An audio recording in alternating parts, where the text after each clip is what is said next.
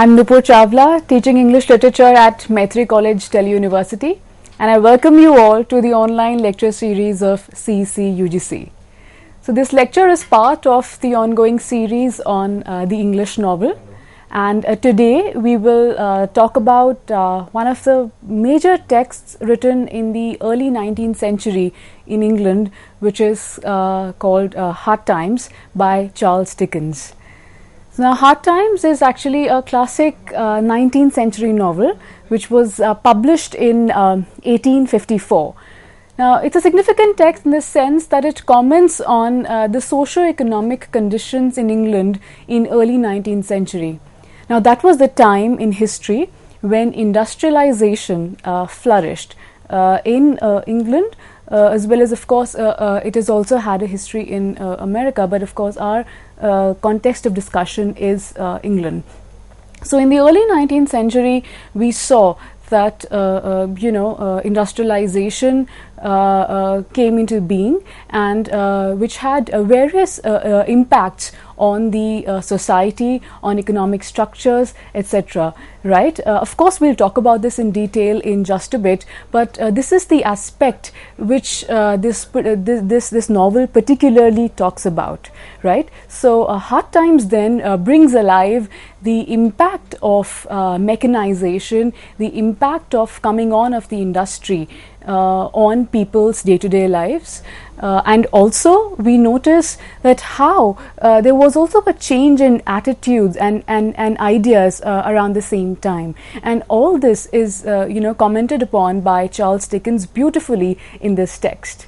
Now, the second thing, importantly, what we need to notice is that this particular novel not just represents, but at the same time, it questions these conditions which prevailed in the early 19th century England, and this is what adds to the beauty of what Dickens does in this seminal novel, right? So we will talk in detail about the conditions, about how Dickens represents, how he criticizes the society of the time, and all of these details will be discussed eventually, right? But first we need to understand the developments in the early 19th century England, so that we are able to put in context what this fiction is actually talking about, right? Talking in economic terms particularly, there was the advent of steam power, and with that there was a transition to a mechanized way of production.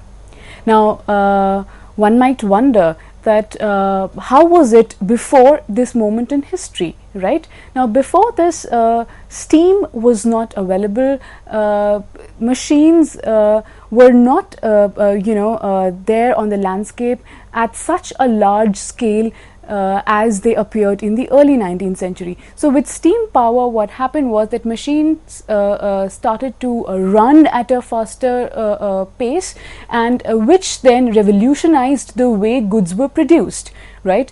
Now, before this, artisans used to work with hands. They used to make handmade goods, right? And merchants used to, so to say, regulate this entire production. But now, with the coming of steam power, the coming of machines, production was done by these large-scale, mechanized systems that we had.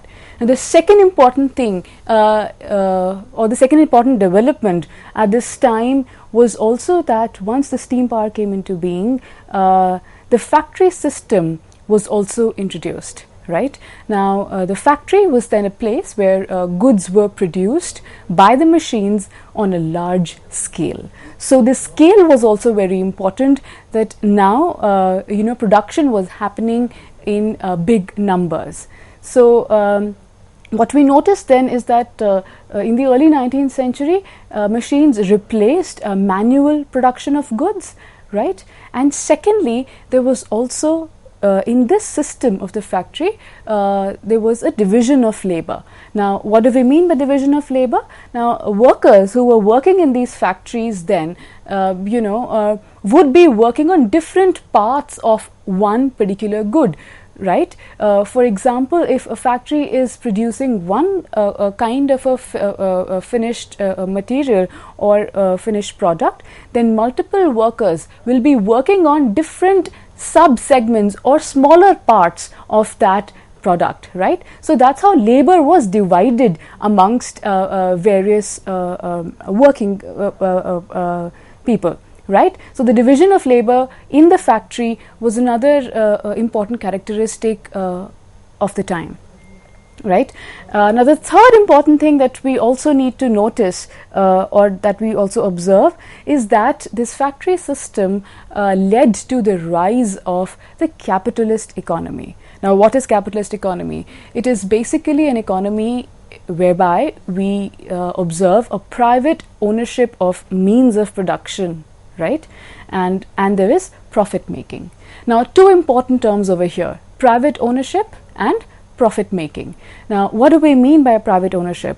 It basically means that now means of production or resources were owned by individuals who were rich enough, right? And the basis of this kind of an economic system was profit making, that they would earn profits by producing that which was required in society. So with the coming of the machines, there was the capitalist economy flourished. Now, one might also wonder that what does the word capital mean, right? Now, capital implies that material wealth which one has over and above one's expenditures, and this money is then reinvested for continuing production. Right. So, broadly speaking, this was the change in economic structure that we noticed. Okay. Now, the next thing that we also need to consider is that with a change in economic structure, it also brings about a reconfiguration in the social structure of society. This is an invariable process wherein one leads to the other.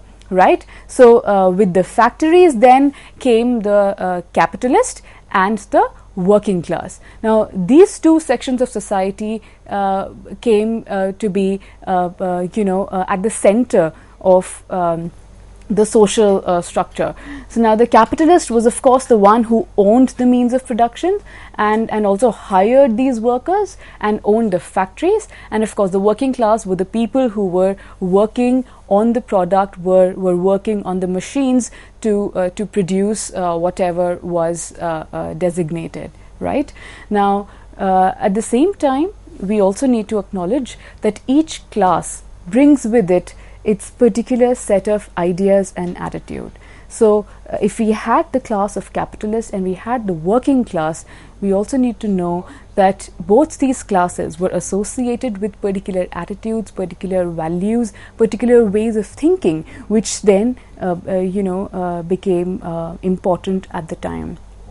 However, even as these both these classes coexisted, yet we understand that the powerful one, the ones with power, their ideas and their way of life or their perspective is what predominates. So of course, with the two in front of us, the capitalist and the working class, we know that the one who owned the means of production was the one in power, and therefore dominated not just the socio-economic scene, but as well as the ideological scenario in the early 19th century. So Hard Times then reflects all these changes that took place in England in the early 19th century, right?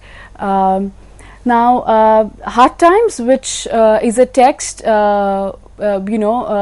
that that can be discussed from multiple perspectives, just like any other novel.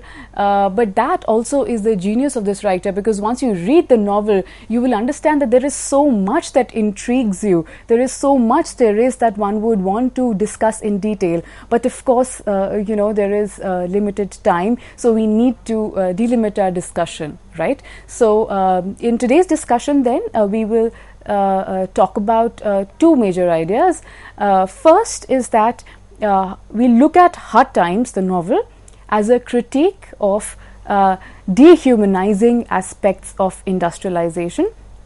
And second, we will briefly discuss about Dickens's craft or technique, and within that, particularly, we'll talk about his characterization and the use of wit, right?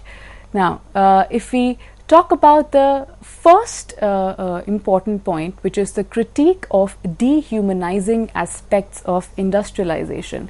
So this novel shows that what were the impact of a society which was veering towards mechanical production of goods, and how that was not just restricted to the economic sphere alone, but it clearly veered into the different aspects of people's lives, and that's what the novel beautifully captures. So the first thing that we notice in the text, where Dickens seems to draw our attention to the dehumanizing impact of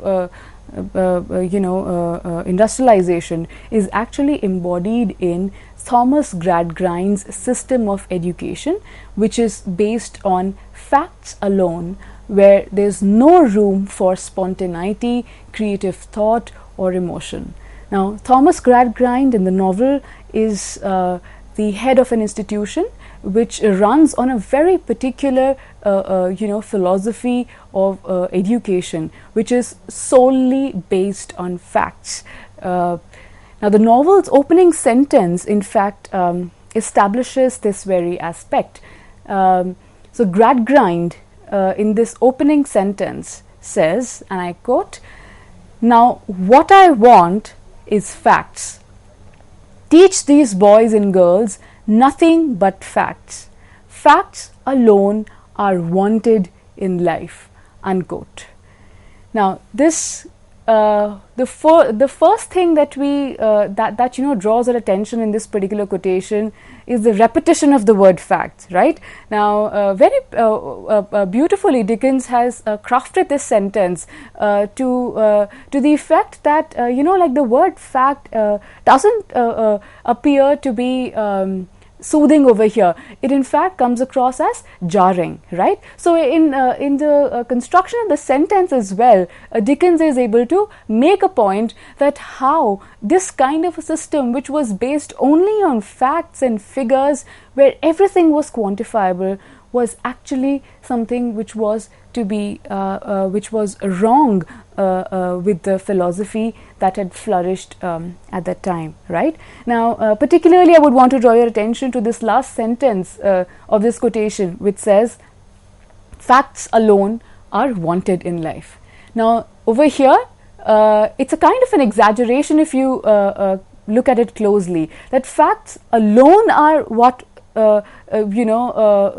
which is wanted in life, as if life, which is otherwise such a complex thing, is reduced to mere reason, to mere numbers, to mere details which can be found in books. So this is the first instance that Dickens points our attention to, that was wrong in Thomas Gradgrind's system of education, and which is also a manifestation of how there was dehumanizing influence of the particular socio-economic scenario of the time. So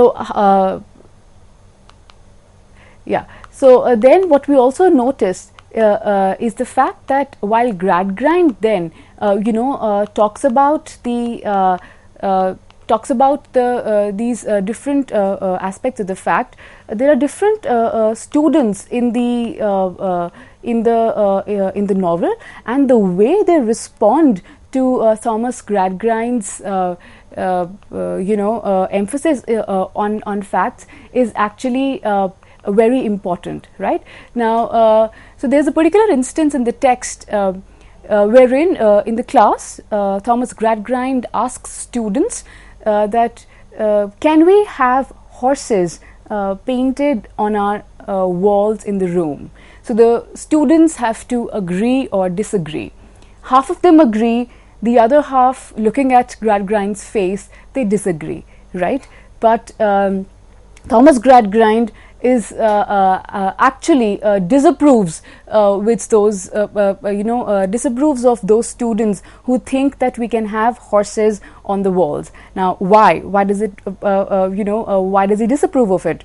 He says that horses are animals and they walk on land and cannot be seen walking on the walls. So this is something which is completely against the factual, so to say, reality, and therefore in Gradgrind's school of thought it had absolutely no space. So what happens then over here is actually introduce this very important dichotomy between fact and fancy, between fact or imagination and wonder, right? And Gradgrind in the beginning of the novel is actually seen to tell one of the students, and he says, and I quote, "You must discard the word fancy altogether. You have nothing to do with it. You are not to have in any object of use or ornament what would be a contradiction in fact," unquote. So the first thing that we notice over here is that he says that you have to completely discard the word fancy, which again highlights the idea that there was absolutely no room for imagination. This kind of a system curtailed or curbed this natural human instinct to dream, this natural human characteristic of spontaneity. All of this was called to question and had no place in this philosophy which Gradgrind lives by, right? So he says that any object of use or ornament that would be a contradiction in fact is something that has to be completely discarded and not at all brought into one's cognition. The second thing we also notice, Dickens very beautifully highlights that how children in the text are referred to as little pitchers. And now what do we mean by a pitcher? So pitcher, of course, is a vessel which needs to be filled. Okay, so children then were considered to be as vessels who had to be filled with facts and information and not be allowed to think for themselves. So this was a very peculiar kind of philosophy or style of education or system of education that Thomas Gradgrind espouses, and Dickens variously and in fact vehemently critiques it in the early parts of the novel. So if children are referred to as little pitchers, now there's a teacher in this educational institution named as M. Choakumchild. So it's in fact another very interesting aspect of Dickens's writing, that the way he also names his characters is very, very telling in that sense. So Choakumchild, if you look at the word, that name has the word choke, right? So so the teacher is not nurturing the child, but is actually choking him or her with the extra overload of facts instead of helping them grow and nurture their individual strengths. So education then we see is no longer a pleasure, right? Which is supposed to expand one's mind and creativity, but instead for Thomas Gradgrind, education is only associated with that which is quantifiable, with that which is information, which has to be absolutely accurate, where there's no room for improvising, there's no room for an individual thinking for themselves. And the narrator in the text, further brings out this characteristic of education when he says that when he mentions this phrase, the necessity of infinite grinding at the mill of knowledge. So the school or the educational institution is referred to as the mill of knowledge, right? Now the word mill is important here. Why? Because mill is a place where products are produced. So as if these children are the products of this institution, definitely. But the problem is in the mechanical connotation that comes in with the word mill, and also the very sharp use of the word infinite grinding. Okay, so it's not nurturing. The education does not help expand the horizons of these small children, but it's a kind of a grind that they have to they have to go through. So then what we see is that these students with this particular philosophy, with this kind of education, are dehumanized, where their essential human values, which is to dream, which is to think for themselves, their creative impulse, their ability to invent and interpret their surroundings on their own, is all stifled by this kind of philosophy, right? So we will further talk about this aspect in the second part of the lecture. We will continue our discussion on the critique of dehumanizing aspects of industrialization as noticed in Hard Times. Thank you.